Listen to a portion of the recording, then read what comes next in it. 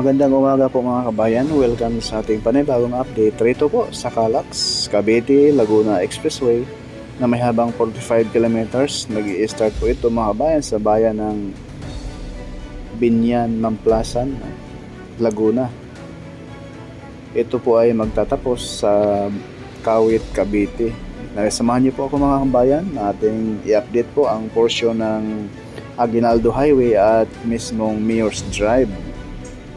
Pakiusap lang po mga kabayan, huwag po tayo mag-skip sa ads. Napakalaking tulong na po yan sa ating vlog mga kabayan. Maraming salamat po. Enjoy po. Ito na po yung portion ng Aguinaldo Highway mga kabayan. Sobrang lalim na po yung hukay, no? Na kung saan yung ilalim nito, dito po dadaan yung mismong expressway. Na kung saan yung taas, yun na po yung mismong service road.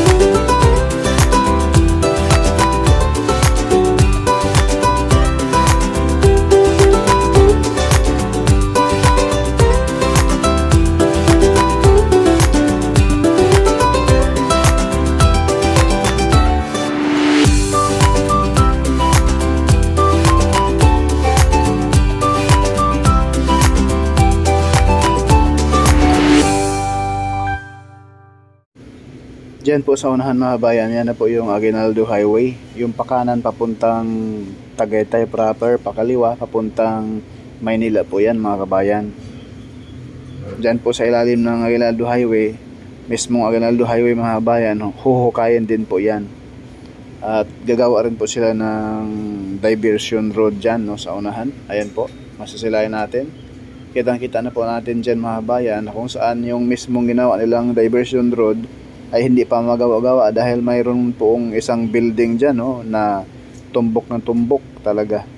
Kaya yan po ang nakadelay dyan sa area dyan, sa unahan mga kabayan.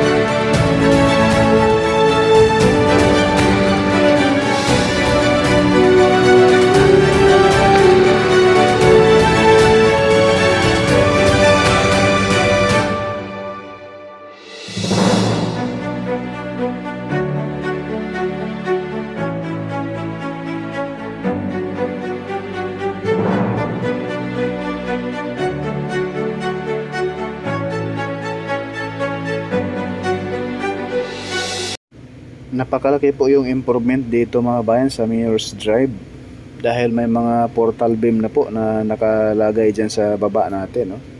Ayan po yung mahabang daan dyan mga bayan, kalsada, yung malapad. Yan na po yung Mayor's Drive, no? Tatawid dyan sa Mayor's Drive yung mismong Calax, papunta na doon sa mismong Arnaldo Highway, and then open canal na po.